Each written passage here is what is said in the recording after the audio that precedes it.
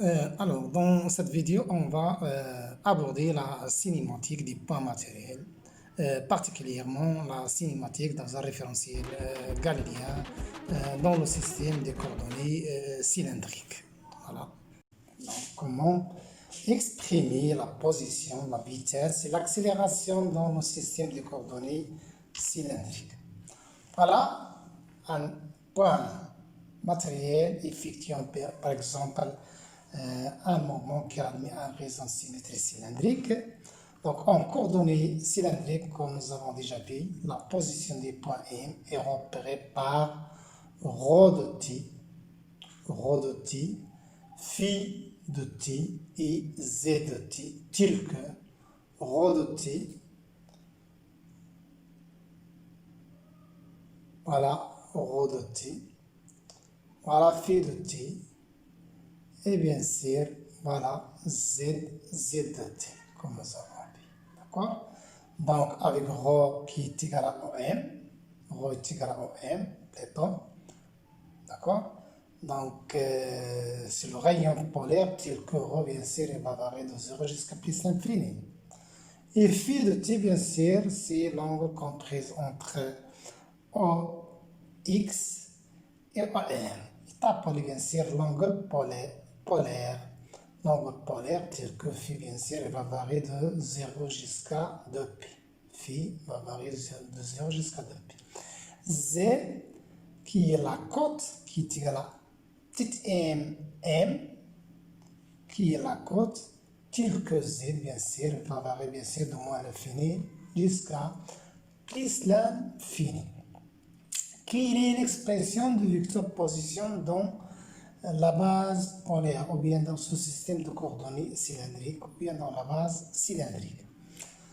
Donc, voilà une base cylindrique, comme nous avons déjà défini. Donc, c'est ρ phi EZ. ρ phi EZ. Donc, quelle est l'expression du vecteur position OM est définie par, comme nous avons dit, OM est égal à OM plus M grand N. Voilà. OM et autres OM, c'est ρ plus Z selon K.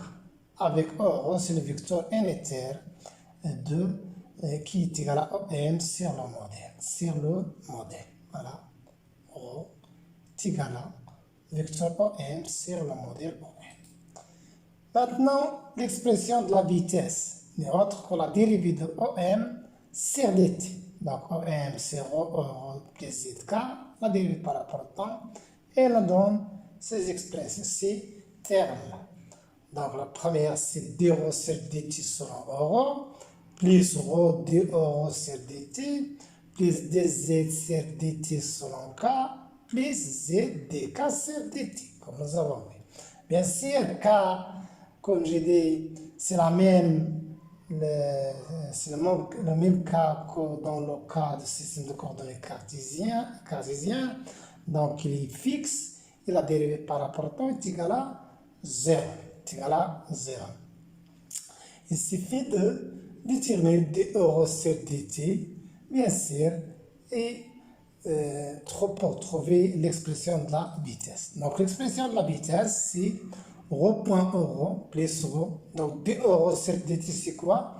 C'est d ρ sur d phi sur dt. Donc, c'est phi point e phi. C'est phi point e phi. Donc, c'est ρ phi point e phi. Et dz sur dt est égal à z point selon k. Et ce terme est égal à 0. Donc, dk sur dt est égal à vecteur nul. Voilà l'expression de la vitesse. Voilà l'expression de la vitesse.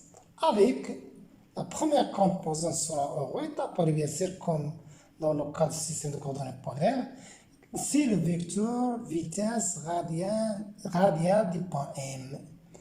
Alors la composante selon E phi, V phi, qui est égal à ρ phi point E phi, et le vecteur vitesse hors radial du point M. Et la troisième composante, c'est Z point K, qui est bien sûr selon le vecteur unitaire K. Voilà les trois composantes de la vitesse Maintenant, on va exprimer le vecteur accélération dans le système de coordonnées cylindriques. Gamma n'est autre que la dérivée de V de M par rapport à R, par rapport au temps. Donc la dérivée, voilà la vitesse, l'expression que nous avons trouvée. On va la dériver aussi par rapport au temps. Donc on va trouver dφ point sur dt, voilà, selon euro, plus rho point d euro sur dt, plus rho point d euro sur dt, voilà, plus d rho sur dt fois phi point au phi, plus rho d phi point sur dt selon au phi, plus dz point sur dt, voilà, plus voilà, donc je dis que rho phi point d au phi sur dt.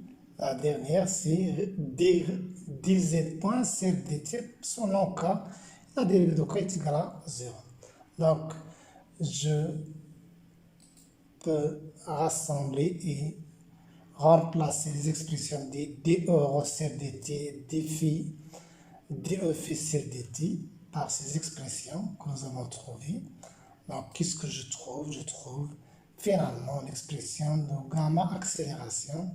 Donc, c'est rho de point euro plus rho point phi point e phi plus rho point phi point e phi plus rho phi de point e phi plus rho phi point avec d rho sur dt, c'est moins phi point euro plus z de point selon k.